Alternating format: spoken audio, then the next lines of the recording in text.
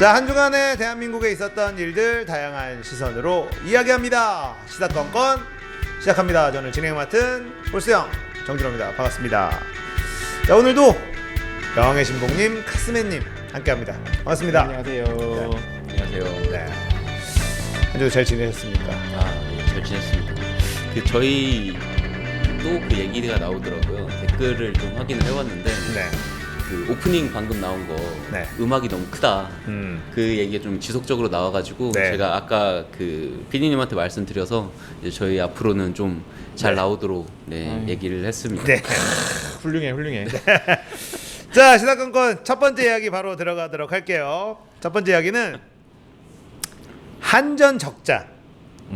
네, 이건 한번 전에도 한번 다뤘었는데 네. 한전의 적자와 원전 안전성 논란입니다. 이게 이번 여름에 누진제를 조금 네, 완화한다고. 완화하겠다라고 하니까 또 이제 반대쪽에서는 얘기가 막 나오죠. 그렇죠. 뭐 탈원전하면서 뭐 하느냐 뭐 또 이러면서 이게 또 결국은 모든 게 탈원전에다가 또 포커싱을 맞춰버려요. 아, 오늘 또 나 또 댓글이 털리겠네.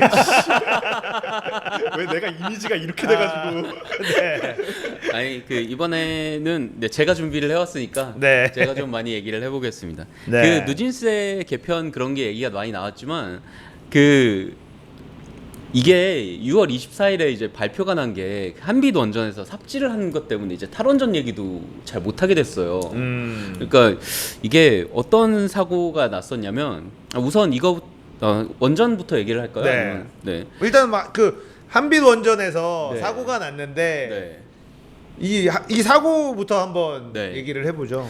그러니까 이 사고가 그 설명이 이렇게 6월 24일에 나왔는데 이해하기가 좀 어렵더라고요. 그러니까 저도 좀 이렇게 보면서 이해를 하기가 좀 어려워서 좀 네. 쉽게 풀어서 좀 설명을 해드리겠습니다. 그러니까 5월 10일에 문제가 생긴 건데, 그러니까 5월 9일에 그 한빛 원전이 무슨 문제가 있어가지고 잠깐 중단을 했다가 다시 재가동을 하려면 시험을 좀 해봐야 될 거 아니에요. 그 안전 기준을 통과를 하는 거를 이제 체크를 해봐야 돼서. 그렇죠. 그래서 5월 9일에 동적 제어능 측정법이라는 거를 시행을 해봅니다. 그 제어봉이 뭐냐면 그 여기 원자로가 있으면 원자로에서 얘네들이 분열을 막 하잖아요. 얘네들을 분열을 좀 줄이기 위해서는 거기 제어봉이라는 걸 이제 꽂아가지고 그 TV 뉴스 보면은 이렇게 네. 물 같은데 이렇게 봉이 그렇죠. 퐁퐁퐁 박혀 네. 있잖아요. 네. 그렇죠. 그거를 이제 꽂아가지고 그걸 많이 꽂아 넣으면은 이제 그 좀 분열이 좀 덜 되다가 네. 그걸 좀 이렇게 빼면은 이제 온도가 올라가는 이런 식으로 이제 제어를 하는 것 같더라고요. 그렇죠. 네. 그래서 이 제어봉의 성능이 제어봉이 제대로 작동을 하는지를 이제 체크를 해야 되는 거예요. 그런데 이게 동적 제어능 측정법이라는 거를 우리나라에서 이제 특허를 내고 뭐 개발을 해가지고 그런 그 제어봉 시험을 빨리빨리 하는 걸 이제 개발을 합니다. 그런데 5월 9일에 그거를 이제 3번 테스트를 했는데 그게 한 2002년도인가 이제 논문이 나오고 또 한 몇 년 뒤에 특허가 나와가지고 우리나라에서 한 14년간 그걸 사용을 했었던 거예요. 그런데 요게 이제 측정이 잘 안 되는 거죠. 그 3번 정도 측정을 시도했는데 실패한 거예요. 그래서 그 옛날에 사용하던 방법을 다음 날에 이용을 해보자라고 5월 10일에 이제 들어간 겁니다. 그래서 5월 10일에 과거의 방법인 그 물에다가 붕소 희석 제어봉 뭐 교환법이라는 걸 이용을 네. 해서 그 성능이 제대로 되는지를 측정을 하는 거예요. 그런데 이 붕소 희석 제어봉 측정법이 한 14년 전에 쓰던 방법이라 지금까지 약간 업데이트가 좀 안 되어 있던 상황이었던 거죠. 너무 옛날 네. 기술. 네. 그리고 왜 그러냐면 그 동적 제어능 그 방법을 사용하면 한 시간을 한 몇 시간? 한 2-3시간인가 좀 굉장히 획기적으로 줄일 수 있었는데 이 붕소 희석 제어봉 교환법은 열몇 시간이 걸린다는 거예요. 그러니까 이게 시간이 너무 많이 걸리니까 더 효과적인 방법을 개발해서 했는데 열몇 시간짜리 그게 잘 안 되니까 열몇 시간짜리로 써보자 하고서 이제 들어간 거죠. 근데 여기서 문제가 생긴 겁니다. 제어봉을 이제 꺼내면서 테스트를 해야 되는데 여기에서 이제 문제가 생긴 거예요. 동시에 이제 똑같이 꺼내면서 시작을 해야 되는데 8개인가를 꺼내는데 그 중간에 이제 하나씩 오차가 생기기 시작하는 거예요. 그러니까 같이 똑같이 이렇게 꺼내면서 테스트를 해야 되는데 한 개가 약간 삐뚤어져 이렇게 올라가기 시작을 하는 거죠. 그래서 왜 그런지 봤더니 이거를 똑같이 한 번씩 한 단계씩 올리려면은 뭘 2번씩 작동을 해야 되는 건데 이걸 조절하는 사람이 그걸 잘 몰랐던 거예요. 그러니까 한 번씩 누른 거죠. 그러니까 이게 조금씩 삐뚤어지기 시작을 했던 겁니다. 그러니까 이게 삐뚤어졌네? 라는 걸 이제 인식을 한 거예요. 그래가지고 관리를 하던 사람이 아 이거를 좀 맞추자. 그럼 어떻게 맞춰야 되냐? 일단 싹 빼가지고 100까지 올린 다음에 하자라고 한 거예요. 그런데 이때 계산을 한 과정에서 문제가 생긴 겁니다. 그 되게 오랫동안 한 거, 오래 전에 했던 거고, 그리고 잘 안 하던 거다 보니까 이 여기에서 그 원자로를 관리하는 원자로 차장이라는 분이 계산을 잘못한 거예요. 와. 그러니까 계산을 했는데 마이너스 697 ppm으로 계산을 했는데 실제로는 그때 플러스 390.3 ppm이었던 거죠. 근데 여기 이 마이너스 플러스의 의미가 뭐냐면 마이너스란 얘기는 이제 분열이 줄어들어서 온도가 내려갈 겁니다라는 얘기고 플러스라는 얘기는 이제 분열이 막 돼가지고 온도가 올라갈 겁니다라는 얘기인데 계산을 잘못해서 지금 현재 플러스인데 마이너스로 계산을 해버린 거예요. 그러니까 뽑자라고 된 거죠. 뽑아가지고 맞추자라고 됐는데 실제로는 플러스였던 거죠. 그러니까 이게 뽑으니까 원래는 5% 안쪽에서 그 테스트가 이루어져야 되는데 18도까지 확 올라가 버리는 겁니다. 네. 그러니까 18도까지 올라가서 이거 뭐 어떻게 된 거야 하다가 결국에는 열 몇 시간이 지나가지고 18%? 네, 18%가 네. 그래서 이거 어떻게 된 거야 하다가 결국은 수동으로 딱 꺼버린 거죠. 네. 그러니까 여기서 문제가 생긴 게 또 그 중간에 그 과정에서 이거 올리는 그 과정에서 문제가 생겼다 그랬잖아요. 거기에 이제 자격이 없는 사람이 들어가가지고 그걸 또 관리를 한 거예요. 맞아요. 그런 것도 걸리고 그리고 이 원자로 차장이 계산을 하는데 반응로 계산도 잘못했고 이런 것 때문에 사람들이 아 이게 원자로 이거 관리하는 사람들 문제 있다. 믿고 맡길 수가 없는. 네. 근데 걱정이 될 수밖에 없는 게 요즘에 또 그 미드 체르노빌 체르노빌이 나오면서 그게 체르노빌이 어마어마한 재앙과 같은 거였는데 이게 진짜 단순한 실수로부터 출발한 거잖아요. 이제 그게 또 많은 사람들이 알게 되는 그 미드 때문에 근데 진짜 그 일이 우리나라에 벌어질 뻔한 거죠.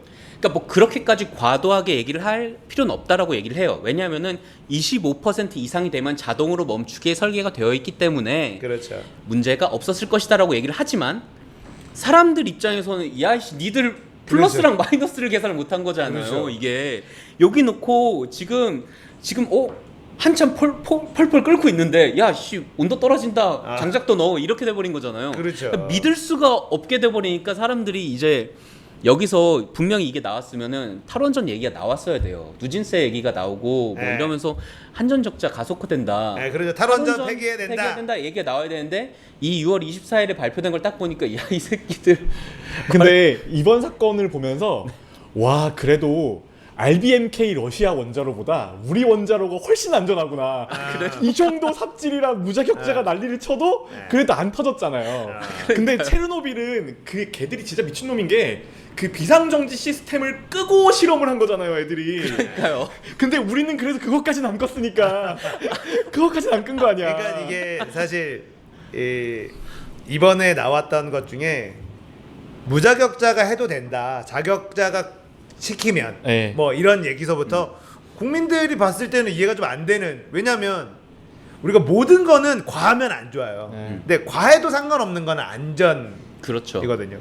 그리고 만약에 문제가 특히나 재난이 발생했을 때 소방차가 몇 대만 가야 된다. 적당한 선이 아니라 갈 수 있는 다 가서 구할 수 있는 인명을 다 구하면 좋잖아요. 그런 안전에 관련된 부분은 과해야 되고 특히나 또 이 보건 쪽에 계시니까 그런 전염병 이런 거 관리할 때도 과하게 투자를 해서 과하게 초기 반응을 해서 초반에 잡는 게 맞잖아요.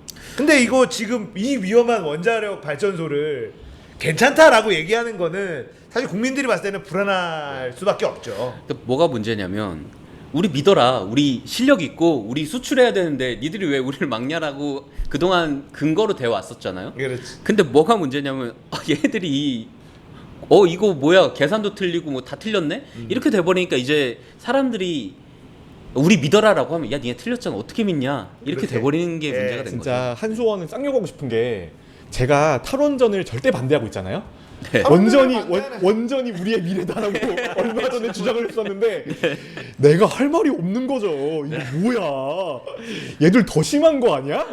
그러니까 밝혀진 게 이런 거면 그 수많은 원전이 우리나라에 가동되고 있는데 그 안에 우리가 일일이 사실 이게 단순 보일러 떼는 거가 아니기 때문에 그렇죠. 이게 굉장히 안보와도 직결돼 있는 거라 아무나 감사하지도 못하잖아요. 그럼요. 그러니까 이게 어떻게 네. 그래서 이제 뭐 원자력도 마피아에 이렇게 뭐 핵피아 이렇게 부르면서 원자력 공부하는 사람들끼리의 이 짬짬이를 깨야 된다 이런 얘기도 있는 게 너무나 많은 비리들이 그 안에 있었고 그 드러난 것만 해도 그렇게 보였기 때문에 네. 그 많은 원자력 발전소에서 얼마나 주먹구구식으로 자기들끼리 그냥 막 하고 있는 거 아닐까라는 생각을 하게 되는 거죠. 그게 겁나는 거죠. 이게 그 왜 또 그렇게 되냐면 그 원자로를 새로 가동을 하기 위해서는 또 테스트를 해야 되는데 테스트 기간이 짧아야 빨리 가동을 할 수가 있잖아요. 그런데 앞에 그 3번이나 했던 그 실험이 실패를 한 거예요. 그러니까 또 그걸 또 하기에는 또 실패할 것 같으니까 야, 딴 거 뭐 방법 없냐? 체크를 해보자, 빨리 하자라고 하는 바람에 여기 가운데 그 요 뭐지 원자로를 그 관리하는 그 직원은 교대 근무가 안 된다 그러더라고요. 네. 이분이 25시간 연속 근무를 했대요. 아. 그때. 그러니까 이분은 그때 테스트를 할 때도 문제가 있었으니까 퇴근을 못했고, 그리고 다음날 이거 붕소 희석법은 열몇 시간 걸리니까 또 퇴근을 못하고 하는 그런 과로를 하는 과정에 거기 안에 있는 사람 중에서는 자격이 있는 사람도 있고 없는 사람도 있고 또 규정이 있고 절차가 있을 거 아니에요. 무슨 그렇죠. 테스트를 들어가면 회의를 하고 해야 되는데 그런 것들이 상당히 많이 이제 무시가 된 것도 밝혀진 거예요. 들어갈 때마다 교대될 때마다 회의를 한번 해가지고 뭐 그런 걸 상의를 하고 인수인계 들어가야 해줘야 되고, 예, 그런 근데 것들이 있죠. 너무 그 24시간 뭐 25시간 이렇게 급박하게 돌아가다 보니까 그런 과정에서 제대로 인수인계가 안 됐다라는 것까지 들키고 나니까 정말 사람들이 너무 불안하잖아요. 이 원자 믿고 관리를 맡겨도 되는 거냐. 네.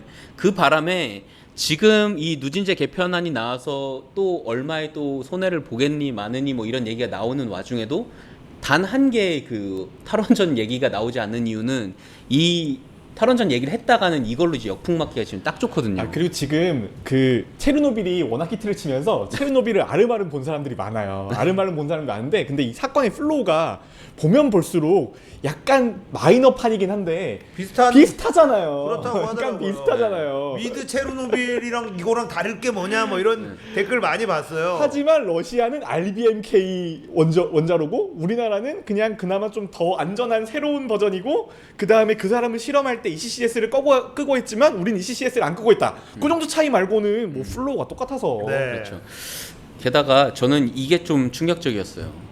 저는 뭐 다 괜찮은데 플러스와 마이너스를 헷갈린 거? 그러니까 계산을 잘못해가지고.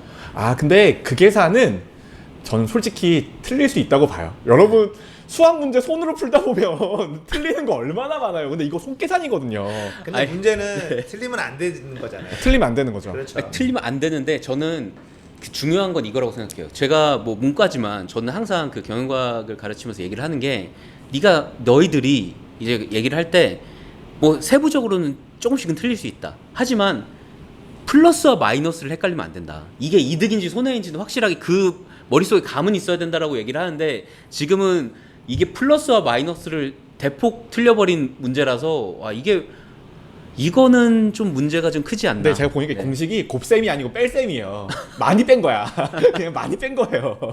네. 아무튼 뭐 그렇습니다. 요 한비원전 때문에 그 근방에 사는 분들은 진짜 불안에 떨었을 거예요. 그럼요. 그리고 지금도 불안할걸요. 이런 그렇죠. 사람들이 가가지고 일을 네. 하고 있어? 라는 생각을 할 수밖에 없잖아요. 근데 네. 이 한수원 문제가 진짜 심각한 게, 얼마 전에 지금 우리가 수출한 원전에서 운영 계약을 단연도로 따야 되는데 한 번밖에 계약을 못 땄다고 문제가 엄청 많았잖아요. 그래서 뭐 조선일보나 그런 언론에서는 이게 우리나라 탈원전 정책 때문이다라는 식의 보도가 나갔는데, 네. 알고 봤더니 그쪽 그 현지 인력들이 우리나라 인력이랑 일을 못 하겠다고 주장한 게 컸대요. 그게 우리나라 한수원 사람들이 가서 네. 기본적으로 거기는 거기 저희가 가 있는 데가 지금 사우디아라비아인가요? 뭐 네, 아랍에미레이트. 아랍에미레이트구나. 아랍에미레이트인데 거기에 일단 기본적으로 술을 못 먹잖아요. 네. 근데 밤새도록 술을 먹어요. 아. 밤새도록 거기 회사에 술을 먹어. 그게 몇 번 걸렸대요. 그 다음에 거기 직원들한테 고성으로 욕설을 한 사건이 몇 번 있었고, 그래서 이미 지금 거기 현지 직원이랑 한수원 직원들 사이에 마찰이 굉장히 심한 상태래요. 소주 좀 굉장히 그만 먹지, 심한 진짜. 상태고, 그 다음에 그 한수원에서 얼마 전에 위조 부품 써서 문제가 됐었잖아요. 아, 네네, 그렇죠. 그 위조 부품을 거기도 쓴 거예요. 아, 아유. 그러니까 좋은 핑계가 됐겠네요. 좋은 핑계일 뿐만이 아니라 그 현지에서는 믿을 수가 없는 거죠. 그러네. 우리도 완전 불안해가지고 우리 기술 없어서 얘네들 해준다고 해서 데리고 와 쓰는데 맨날 술 먹어? 그 다음에 위조 부품 가지고 와? 뭐. 그러니까 단연 운영 계약권을 줄 이유가 없는 거예요. 진짜 그랬구나. 나라망신이네요. 네. 아무튼 그래서 그 원전이 문제가 생겼는데 뭐 그 전에 또 문제가 있는 게 이제 한전 적자잖아요, 사실. 네. 원래는 그 누진세 개편안 얘기를 하려다가 지금 네. 그 한전 적자까지 얘기가 나온 건데 그 누진세 개편안이 있었습니다. 정부가 이제 세 가지 대안을 제시를 했어요. 하나는 지금 현재는 그러니까 현재 그 누진세 제도를 먼저 설명을 드리면 뭐 그냥 단위는 뭐 킬로와트 신가 하지만 그냥 뭐 킬로와트라고 얘기를 할게요. 그 현재는 1단계는 200킬로와트 이하는 1단계로 가장 혜택을 많이 보는 사람들이죠. 네, 굉장히 저렴하게 쓰는 네. 거죠. 그리고 2단계는 그 다음인데 이제 201에서 400킬로와트를 쓰는 사람들이 이제 중간 정도 되는 거고 400킬로를 초과하는 사람들은 약간 손해를 보게 되는. 그래서 이제 많이 쓰지 말라라고 되는 게 누진세잖아요. 네. 그런데 이거를 이제 누진 구간을 확대하자는 게 1안입니다. 그래서 1단계를 200에서 300까지 네. 300까지 늘려주고 2단계를 300에서 450까지 늘려주고 3단계를 450 초과로 만들어주면 이제 1단계가 확 늘어나잖아요. 네. 그리고 2단계도 늘어나고 3단계도 늘어나니까 모두가 혜택을 보는 거예요. 한전 빼고. 네, 그렇죠. 그래서 이게 모두에게 이제 전반적인 혜택을 주는 1안이 있었고 두 번째 안은 누진제를 축소하는 겁니다. 3단계를 없애자. 네. 그래서 2단계, 1단계, 2단계만 만들어가지고 3단계에 좀 과하게 때리는 사람을 좀 없애서 너무 많이 내는 사람들을 좀 부담을 줄여주자. 이 사람들 뭐 그러니까 많이 쓰는 사람들을 좀 봐주는 그런 정책이 있었고 세 번째는 누진제를 완전 폐지하는 겁니다. 그러니까 누진제 세 번째 그것까지 없애고 그냥 다 똑같이 하자. 그냥 쓰는 만큼 내는 걸로 하자라고 하면은 1단계에서 혜택을 받던 사람들이 좀 줄어들겠죠. 그래서 1단계가 쓰던 사람들 사용량 적은 가구 1,416만 가구가 1인 한 가구당 4,335원 정도씩 이제 추가 부담을 하는 건데 어쨌든 세 안을 중에 뭘 쓰든 간에 한전은 961억에서 2,985억 원의 적자를 추가 내는 부담을 거죠. 예. 받아야 되는 그런 상태가 된 겁니다. 이게 그 이번 그 여름 동안에 만약에 한시적으로 만약 한다면 그 여름 통틀어서인가요? 아니면은 월 단위? 그러니까 여름에 이번에 누진제를 이런 식으로 개편을 합시다라고 정부가 제시한 대안인 거예요. 세 개가. 그러면은 네. 그 한동안에 네. 많게는 몇 천억 원까지도 네, 손해를 봐야 그렇죠. 된다. 이게 뭐 몇 천억인지 한시적인지 아니면 앞으로 누진제를 이렇게 바꾸자인지 저는 그것까지는 정확히 잘 네. 모르겠는데 아무튼 이렇게 새 안을 뭐를 해도 한전 입장에서 마음에 안 드는 건데 문제는 한전의 최대 주주는 물론 국가지만 소액 주주들이 있잖아요. 한전이 이제 거래가 되니까 네. 그 소액 주주는 이거를 이사회에서 받아들이게 되면 무조건 손해니까 한전 입장에서 안 좋은 거잖아요. 그러니까 소액 주주들은 이거 너희들 이사들이 받아들이면 배임이다. 이거 우리 손해 입히는 거다. 이거 받아들이면 안 된다. 너희 만약에 받아들이면 우리 고소할 거야. 이렇게 되니까 한전 이사회 입장에서는 정부에서 우리 손해 안 보도록 좀 이렇게 지원을 해주든지 방안을 마련해줘야 됩니다. 우리 지금 이대로는 못 받습니다 하고 보류를 한 거예요. 그렇죠. 한전 입장에서는 그럴 수도 있죠. 네. 그래서 이 보류를 했는데 이 보류하면서 자연스럽게 나올 얘기가 이제 원전 탈원전 얘기가 이제 원래는 나와야 적합한데 탈원전 얘기를 못 하고 요 얘기가 나오기 시작을 한 거죠. 한빛 원전 사건 때문에. 근데 이건 있었어요. 그러니까 누진제가 그대로 있을 때 엄청 더웠었던 해가 몇 년 전에 2년 전에. 예. 간부들 뭐 신나가지고 보너스 타고 난리 쳤잖아요. 뭐 임직원들 뭐 그런 것들 뉴스에 난 걸 보고 이거 적자 좀 난다고 안 된다고 막 하면 이거 국민들이 봤을 때는 너무 불합리하거든요. 그러니까 더워서 진짜 에어컨 좀밖에 튼 거밖에 더 있냐고요. 국민들이 에어컨 좀 튼 거에 도저히 살 수가 없을 정도로 더웠으니까. 제가 좀 개인적으로 살짝 마음에 안 드는 게 그런 거거든요. 그 정유회사들은 기름값 올라가면은 이익 엄청 본 다음에 성과급 파티 하잖아요. 그러니까요. 그때 그 그거는 이제 국민들은 뭐 쓰는 기름을 갑자기 많이 줄일 수도 없으니까 그냥 고스란히 부담한 거를 가지고 이익으로 가져가는 거고 뭐 어쩌면은 이 전기도 뭐 그렇게도 볼 수 있을 것 같아요. 이익이 날 때도 있지만 뭐 손해가 날 때도 있고 근데 기본적으로 저는 지금의 구조 안에서는 한전은 크게 이득을 보긴 좀 어려운 상태라고 생각을 해요. 아 근데 네. 기본적으로 저는 어떤 문제의식을 가지고 있냐면 우리나라에서 그동안 너무 많은 공공 영역을 민영화라는 미명하에 그냥 풀어버린 거예요. 맞아요. 근데 전기 같은 것들은 사실은 지금 한전 독점이잖아요. 네. 그렇죠. 독점 기업을 왜 민영화를 해요? 이해가 안 되죠. 공공기관 산업인데 독점 기업을 민영화하는 거는 그거는 결국은 국민으로부터 걷어들인 이윤을 민간 사업자에게 주겠다는 말과 똑같은 거거든요. 그렇죠. 그래서 제일 처음에 이 문제의 시발점은 한전을 민간에 민영화시킨 거. 그런데 그것뿐만이 아니에요. 여기서 이제 추가로 들어가는 게 우리 그 MB 때 했던 얘기들 중에 10년 전쯤인데 스마트 그리드라고 여러분들 이제 그죠. 기억을 네. 하실 겁니다. 스마트 그리드 사업이 뭔지 대충 아세요? 예, 들어봤어요. 그러니까 스마트 그리드가 뭐냐면 우리나라 보면은 전기 계량이 굉장히 후진적인 방법으로 네, 계량이 되고 있잖아요. 이 계량기가 이렇게 돌아가다가 그 사람이 가가지고 얼마나 돌아가는지 체크를 한 다음에 리셋하고 그런 식으로 이제 체크를 하는 거잖아요. 그러니까 리얼타임 트래킹이 불가능해요. 그래서 요거를 계량기를 싹 다 리얼타임 트래킹이 가능한 걸로 바꾸면 이 전기 요금 측정이 가능해집니다. 그 우리가 핸드폰 데이터 쓰는 것처럼. 그렇죠. 예. 그러면은 실제로 전기를 얼마나 썼는지를 체크를 해볼 수 있고 그거에 따른 그 정보를 이용을 해가지고 뭐 전기를 얼마를 쓸지 뭐 어떻게 할지를 뭐 확인해서 너무 과도하게 전기 생산을 하지 않고 뭐 적당하게 생산하는 뭐 그런 걸로 해가지고 전기 요금을 아끼고 어쩌고저쩌고 하는 그런 얘기를 했는데 거기에 핵심은 뭐냐면은 만약에 그 스마트 그리드를 하게 되면은 그 예산이 많이 들어가잖아요. 계량기도 다 바꿔야 되고 하는 거. 여기서 민영화를 능가하는 하나의 추가적인 또 민영화가 발생하는 게 있어요.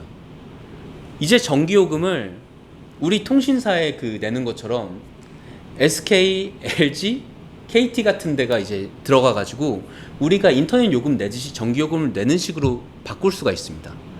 그러면은 그럼 어떻게 되는 거냐면 우리가 지금은 한전에서 공통적으로 하지만 우리가 이런 거를 이렇게 봐가지고 SK, LG, KT 그런 데 중에 한 군데에 서비스를 신청을 해서 우리가 통신 요금도 내고 인터넷 요금, 핸드폰 요금이랑 인터넷 요금이랑 TV 요금이랑 전기 요금까지 이제 민간에다가 내는 걸로 바꿀 수가 있어요. 이거를 추진하고 있었어요. 그때. 그래서 이건 딱 봐도 느낌이 오잖아요. 돈 냄새가 이거 돈 냄새 엄청나죠. 이거 전국에 그거 계량기를 다 바꾸는데 네. 이게 얼마야? 심지어 계량기를 바꾼 다음에 전기요금을 잘 정확히 계산을 해가지고 따박따박 받을 수 있는 그 통신사의 냄새가 나잖아요. 통신요금에 통신사들 얼마나 돈을 잘 법니까? 그리고 이 현금 흐름으로 생각을 했을 때 매월 얼마의 통신요금을 발생시킬 수 있다는 것 자체가 너무 좋죠. 네. 그래서 요즘에 탈원전 얘기도 나오지만 그때 살짝 들어갔었던 스마트 그리드 얘기가 탈원전 얘기가 안 나온 대신 살짝 나오기 시작을 해요. 그 스마트 그리드 사업이 상당히 크게 이제 되면서 나왔었던 건데 물론 이론적으로는 그렇게 되면은 여러 가지 민영화 회사들이 들어가면서 전기 요금을 잘 경쟁을 해가지고 효율적으로 배분할 수 있다고 얘기를 하지만 우리는 알잖아요. 통신 요금 받잖아요. 우리 통신 요금 받듯이 절대로 그게 공정한 시장 경쟁이 돼가지고 소비자에게 이득이 되는 걸로 돌아오지 않을 거라는 걸 저는 100% 확신할 수 있습니다.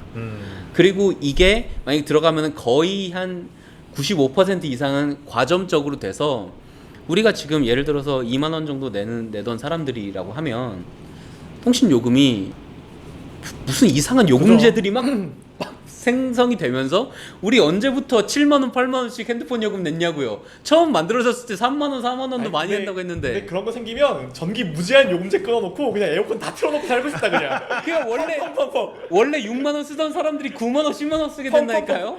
아니 근데 제가 재작년에 채굴할 거야, 씨 그럼. 채굴 괜찮네. 무제한 요금 해가지고 무제한 그냥 요금제 하루 종일 채굴하고 먹어봐라, 있으면 씨. 괜찮네. 그러면은 야 이거 무제한 요금제 신청. 저 그러면 그거 된다니까요. 데이터 제한 걸듯이 전기 제한 걸 가지고 아 괜찮아. 미리미리. 그거 중고나라에 가서 알 사서 다시 채워넣으면 돼. 데이터 쿠폰 사오면 돼. 사오면 되는데 제가 전기 재작년에 겁나게 더웠잖아요. 근데 그때 우리 애기들이 1살이었어요. 그래서 더워서 에어컨 안 틀 수가 없었거든요. 그렇죠. 와 근데 진짜 너무 빡치는 게 그 다음에 애기 있는 가구를 다음에. 할인해 주는 거예요. 아, 예. 그 다음에 네. 그것도 만 1세까지 만 그래요? 12개월까지 저 우리 신청했습니다. 다 자르고 나니까 아, 야, 신청하셨군요. 이런 씨. 네, 신청했죠. 네. 하여튼 제일 억울한 게 내가 손해 보는 건 제일 억울해. 그건 확실해. 이게 짠난 애기들은 네. 그래도 막 다 덮어놔야 되고 꽁꽁 싸놔야 돼 그러니까 더우면 계속 부채질 땀을 뻘뻘 흘리니까. 그렇죠. 에어컨 틀고 이불 씨. 네, 그렇게 해놔야 되거든요. 근데 이제 탈원전 이야기를 하잖아요. 근데 우리나라가 OECD나 선진국 중에 제일 덜 탈원전하고 있는 나라예요. 그렇죠. 아직까지도. 그럼요. 아직까지도. 네. 우리가 지금도 일단은 무조건 문재인 정부가 싫은 사람들이 탈원전하면 지으려고 했었던 거 다 취소하고 짓는 것도 이제 안 하려고 하고 이미 돌리는 것도 이제 안 하려고 하는 거다라고 생각하시는 분들이 꽤나 많이 계세요. 물론 지금 시사건건을 보시는 시청자분들 중에는 그런 분들이 거의 없겠지만 어르신분들 중에 그런 분들이 꽤 많더라고요.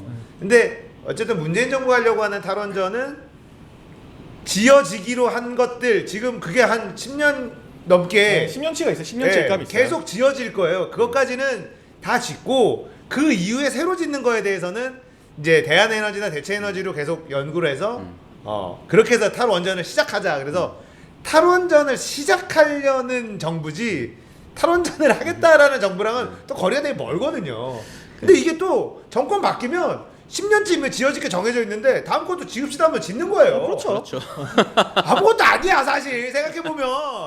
근데 이게 좀 안 입고 온 게 뭐냐면 탈원전을 주장하는 사람들의 대부분의 주류를 이루고 있는 게 환경단체, 시민단체 그런 그렇죠. 사람들인데 예. 그 사람들이 그냥 요즘에 하는 걸 보면 조금 의도가 순수해 보이진 않잖아요. 맞아요. 그리고 하는 거 보면 삽질도 많고. 맞습니다. 저도 동의합니다. 비과학적인 느낌이 많이 나죠. 예. 아니 그래서 핵융합 투자를 그때 제가 말씀드렸지만 핵융합 투자를 더 이상 하지 말아야 된다. 이유는 핵융합은 태양에서나 일어나는 것이기 때문에 현실 세계에서는 구현이 불가능하다. 이런 소리를 의견서로 내고 있는 사람들이랑 도대체 무슨 대화를 하라는 거예요. 제가 요즘에 이번 뭐 잘 지냈냐고 말씀하시지만 제가 한 이틀 정도를 문명했거든요.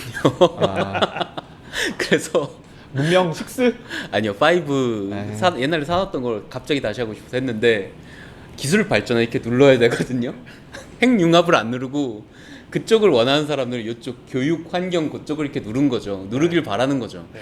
그리고 이번에 그런 생각이 드는데 어쨌든 간에 그 탈원전을 이렇게 한다고 얘기를 하지만 미래의 거를 안 짓는 거잖아요. 네. 그러니까 이게 짓기로 계획이 되고 실제로 짓기로 돼 있으면은 나중에 좀 더 좋은 기술이 나와도 이거를 취소를 하는 데는 또 비용이 들잖아요. 그러니까 일단은 좀 된 거를 정리해 두고 조금 지켜보자. 조금 이제 기술이 막 발전하고 있으니까 더 좋은 게 나올 수도 있지 않냐라고 생각을 하면 그렇게 더 좋은 기술이 나오면은 그때 금방 갈아탈 수 있는 장점이 있기도 해요. 그 어쨌든 지금의 탈원전 정책은. 핵융합 안 찍으면 엑스컴이랑 로봇 못 뽑을걸요? 네. 그거 뽑아야 되는데. 네. 사실은 그래서 핵융합은 찍어야 된다. 핵융합 찍어야 돼요. 저번에 시사건건에도 말씀드렸지만 탈원전이라는 워딩이 좋았던 것 같아요. 그렇죠. 예, 그것도 이게 그래요. 뭔가 그 탈원전이라는 워딩을 선택한 참모는 잘라야 된다. 저는 늘 그렇게 생각합니다. 아니 그때 제가 말했잖아요. 탈자 들어간 거 중에 제정신인 거 없다고. 맞아요. 탈자 들어가면 다 이상해요. 그렇죠. 근데 그때 뭐 얘기가 많이 나오긴 했는데, 네. 근데 아무튼 제가 이걸 통해서 얘기를 하고 싶은 거는 결국 이제 탈원전 얘기는 안 나오지만 또 이제 스마트 그리드라는 얘기가 나오기 시작을 하는데, 뭐 이거를 추진을 하려고 하면은 뭐 로비를 하든 뭐 어떻게 하든 뭐 전방위적으로 이렇게 갈 거예요. 그때 되게 얘기가 많이 나오고 연구도 많이 되고 제주도에는 실제로 탈원전이네. 스마트 그리드 시티 같은 거 만들어가지고 하고 뭐 테스트도 많이 하고 했는데 그게 이제 실제로 경제적인가라는 거에 대해서 여러 가지 논의가 나고 말이 많아가지고 못하기는 했거든요. 그리고 그게 MB 때는 참 연구될 만한 거였던 거라는 생각이 드네요. 네. 냄새가 너무 나. 근데 그 스마트 그리드가 의도는 좋아요. 의도는 좋죠. 좋은 게 뭐냐면 지금은 아예 실시간으로 측정이 안 되니까 네. 우리가 전력 예비율이라는 걸 만들잖아요. 맞아요. 근데 전력 예비율은 왜 생기는 거냐면 전력은 본질적으로는 저장이 되는 거 성질이 아니에요. 네. 어딘가 2차 전지에 하거나 하여튼 어디에 저장해 놓지 않으면 그건 다 없어지는 거기 때문에 스마트 그리드로 거의 실시간에 가깝게 사용량이 측정이 되면 우리가 버리는 에너지의 양을 최소화할 수 있어요. 그렇겠죠. 그러면 지구온난화도 예방이 되는 거 어떻게 보면. 그리고 그래서 그때 얘기가 나왔었던 게 전기자동차 얘기 때문에 얘기가 많이 나왔던 거예요. 왜냐면 전기자동차라는 거는 정말 집마다 대용량 배터리를 하나씩 가지고 있는 셈이 되는 거잖아요. 그러면은 밤에 돌아가는 거라든지 그런 것들이 이제 남는 전기들이 그냥 버려지는 게 아니라 저장이 전기자동차에 되는 거죠. 충전이 되는 걸로 가기 때문에 이게 이렇게 좋다라는 얘기가 나왔는데 요즘은 또 갑자기 수소차 얘기가 나오면서 이게 정책이 그게 좀 일관적으로 흘러가는 것 같지 않다라는 생각도 좀 들기도 하고, 그리고 무엇보다 중요한 거는 그 계량기를 스마트 계량기를 설치를 하면서 그 비용이 너무 많이 들기 때문에 민영화 해야 된다라는 얘기가 나오면 그 사람이 범인인 겁니다. 저도 그렇게 생각해요. 저는 찾았다. 네. 분명히 한 번씩 나오거든요, 그런 얘기가. 그러면 그게 보면은 교수님들이 그런 쪽 계신 분들이 있어요. 무슨 에너지 연구 뭐 그런 쪽의 분들은 수건 사업이에요. 이게 되면은 굉장히 많은 걸 할 수 있거든요. 진짜 많은 연구도 할 수 있고, 진짜 돈이 많이 들어가고 돈이 많이 생기고 돈이 많이 투자가 될 곳이기 때문에 이익을 볼 수 있는 곳들도 굉장히 많습니다. 하지만 제가 생각했을 때 그냥 그런 쪽에 관계가 없는 일반인이라면 분명히 저는 민영화가 되면 될수록 그 부담을, 그 돈을 많이 쓰게 될 거는 자명한 거고, 그냥 공기업의 민영화가 1단계라면 그 민영화를 이제 뿌려주는 거라면 이제 거기서 이제 한 단계 더 나아간 민영화의 민영화. 이제 그런 네. 이야기 나와서 생각하면 저는 의료 민영화되고 의료 인공지능 들어오고 원격 진료 나오면 저는 초대박이 나요. 무조건. 그렇죠. 저는 제가 하는 사업에서 무조건 초대박이 나요. 그렇죠. 하지만 나는 그걸 반대하고 있지. 도대체 왜 그런가? 하여튼 그 이율 배반적이고, 저는 이제 전기차 얘기가 나와서 그런데 저는 전기차는 반대입니다. 그래요? 여러분들 핸드폰 배터리도 밤에 안 꽂고 자서 배터리 떨어져서 난리치는 사람이 그렇게 많은데 자동차 배터리 밤에 제대로 꽂고 자는 사람이 있을까요? 그거 못 꽂고 나가면 길에서 다 서는 거예요. 저는 이런 꿈이 있어요. 멀지 않은 미래에는 무선 충전이 너무 당연시 돼가지고, 그 만약에 이런 꿈 꿔보신 적 없나요? 저는 이런 생각했었거든요. 가전제품 있잖아요. 가전제품을 배치를 할 때 은근히 콘센트 어디다 꽂는지가 되게 신경이 쓰여요. 맞아요. 그런데 만약에 아파트 바닥 전체가 이제 무선 충전 그게 되고, 그리고 냉장고 어디다 둬도 그냥 자연스럽게 충전이 된다라고 하면은 정말 선 없는 세상. 와. 그거 나오잖아요? 네. 그러면 전자파 때문에 암 걸린다고 주장하는 사람들이 엄청나게 늘어날 거야 진짜. 아니, 물론 당연히 나올 건데, 그러면은 전기차가 만약에 진짜 활성화가 되면은 주차하고 나면 거기 자동으로 이렇게 무선 충전되는 것까지도 개발이 되지 않을까라는 생각을 저는 개인적으로는 하는 거죠. 그냥 그렇게 되면은 정말 여러분들도 요즘에 이 에어팟이라든지 네. 블루투스 이어폰 써보시는 분들은 알지만, 안 쓰기 전에는 그냥 들고 다니면 되지 뭐 이렇게 생각을 하는데, 한 번 쓰잖아요. 엄청 편하죠. 엄청 편해요. 네, 이 선 없는 자유가 네. 엄청 편한데 5%는 중간에 길 한복판에서 충전 안 돼서 차 세웁니다. 물론 그렇지만 그거를 어떻게 감당할 거냐. 그래서 수소차는 수소 충전선 가서 부랴부랴 불 들어오면 가서 충전하면 되잖아요. 불 들어오면 전기차 가서 충전하면 네, 되죠. 오래 걸리잖아요. 엄청 오래 걸려요. 제가 얘기한 거는 이것도 되는 거예요. 달리면서 충전하는 거. 도로에 깔리는 거죠. 도로에 충전이. 기가 막힙니다. 모르겠습니다. 그러면 우리 테크트리 너무 많이 찍어야 돼. 지금 찍을 테크트리가 한두 개가 아니에요. 그러면. 제 상상이에요, 그냥.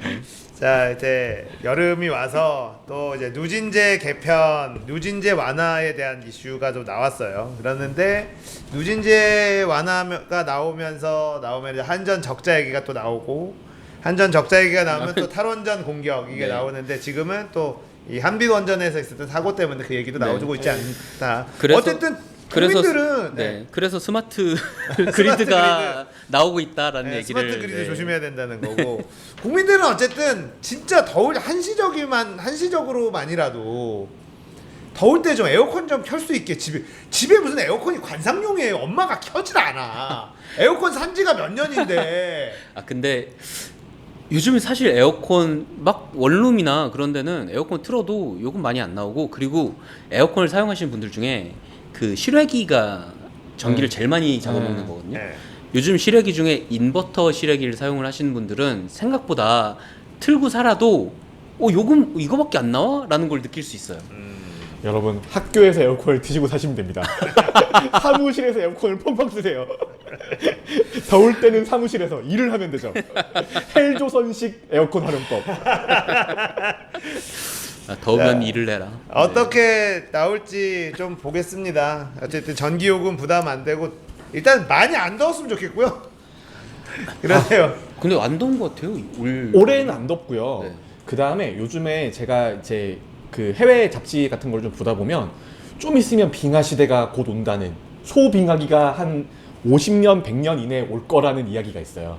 지금 막 녹고 있는데 있는데 다시 지금 얼어? 아니요. 그래서 그거가 온난화로 때운 것만큼 지구가 식혀서 우리 죽을 때까지는 괜찮다. 우리 죽을 때까지는 괜찮다. 그 정도의 지금 근거들이 좀 나오고 있어요.